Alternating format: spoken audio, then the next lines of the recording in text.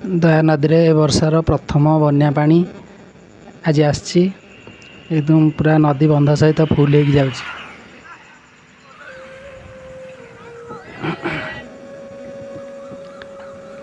नदी पानी पूरा ब्रिज पाखापाखि देखो ब्रिज तलू लगिकी एकदम पूरा ब्रिज सहित लगिकी पानी जाଉଛି। बंधठू जस्ट 2-4 फुट तल पानी लगिकी पूरा जाଉଛି।